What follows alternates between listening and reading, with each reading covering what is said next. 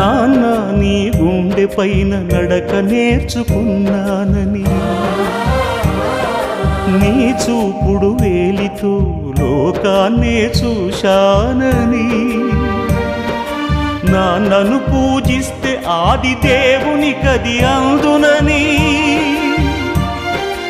అమ్మకు బ్రహ్మకు మధ్యన నాన్నే ఒక నిచ్చెనని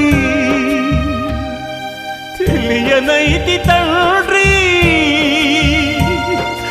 ఎరుగనైతి నాన్న. నాన్నంటే నడిచే దేవాలయమని మరచితిని, ఆత్మజ్యోతి చేతుల ఆపివేసుకుంటిని. మరచిపోయి కూడా నన్ను మన్ని